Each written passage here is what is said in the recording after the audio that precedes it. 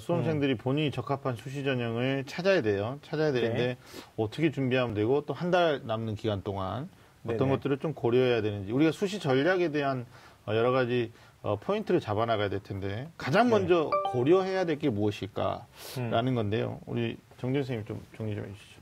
수시 접수가 이제 9월 10에서 14일까지 사이에 3일 정도 하는데요. 요거 3주 뒤에가 아마 추석이죠.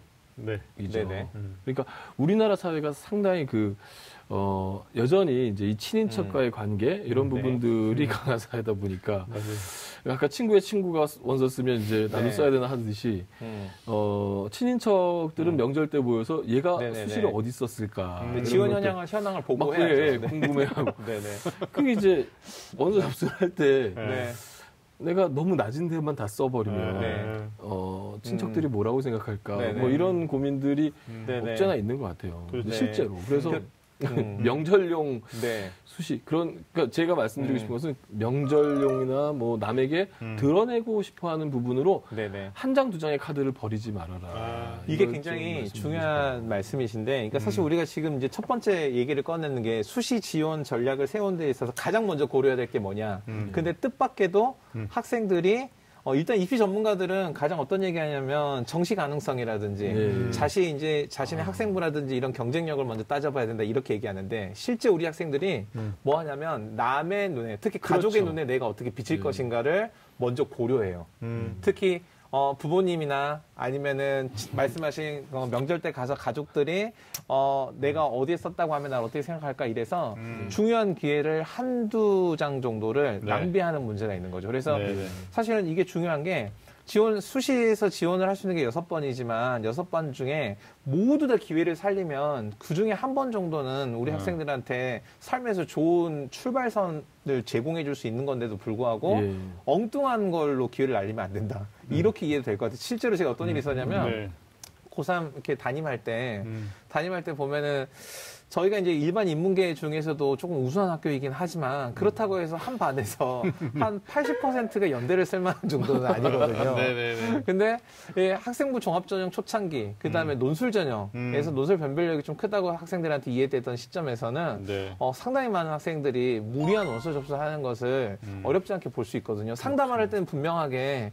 제가 이 거시적 관점에서 정북을 다 검토했음에도 불구하고 이 지원 결과를 이렇게 학생들하고 모아보면 실제로 지원은 아주 이 작은 동네에서 다 이루어졌구나. 신촌을 비롯한 고일대에서. 그래서 저는 일단 학생들이 수시 전략을 세울 때 가장 먼저 고려해야 될 것은 남의 시선이 아니라 자기 자신에 대한 이해가 가장 먼저 고려해야 된다. 이게 저는 얘기를 하고 싶어요. 그래서 저는 일단 저는 제일 먼저 고려해야 된다고 생각하는 게 뭐냐면 그러니까 자기 경쟁력이 뭔지를 따지기 전에 이게 좀 추상적인 말처럼 보일 수 있지만 자신이 세상을 바라보는 관점과 자신의 삶의 어떤 방향에 대한 생각을 먼저 할 필요가 있어요.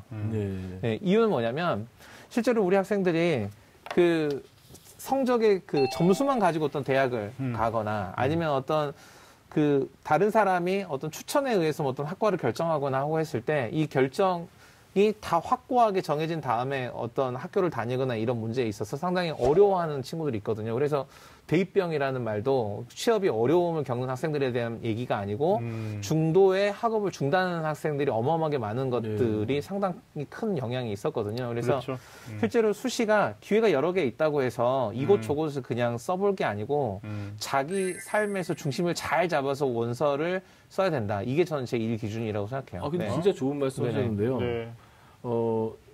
인터넷 포털에 이제 질문, 지식 뭐 이런 거 있잖아요. 그거 보면은요, 가끔씩 자기가 어느 과를 지원해야 되는지를 지식인에 물어보는 아이들이 있어요. 자기 정보를 공개 많이 하지 않고. 공개도 하죠. 자기가 뭐는 어떻거든데 제가 어느 과에 갈까요? 어느 대학과 어느 대학 중에 어딜 가요? 그러니까 자기의 미래인데 그 네티즌의 의견에 의해서 자신의 미래를 결정하자는 얘기인지. 나름 스마트한 건가요, 그게?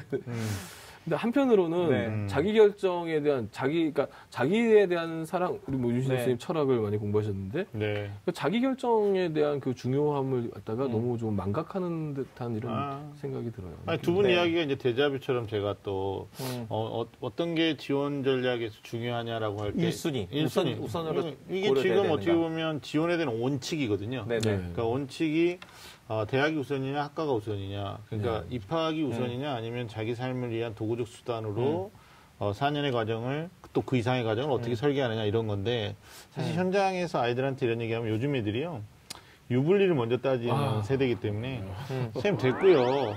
맞아요. 일단 학불 가능성, 그다음에 저희가 알고 있는 입결의 결과랑 선생님이 알고 있는 입결의 결과가 좀 다른데 어디 쓰면 되느냐, 이러다 보니까 사실은 진학지도 할 때 좀 어려워지는 부분도 있고, 보통 요즘 6번 수시 지원 기회 가운데 평균적으로 보면 한 4.47개, 5개가 채 안 되는 걸로 나와요.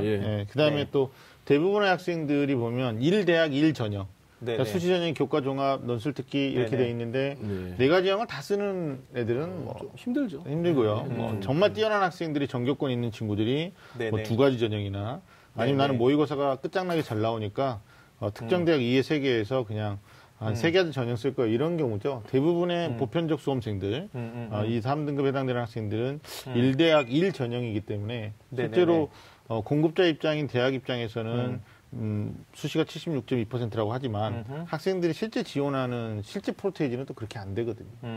그런 것도 또 일단 염두에 두시면서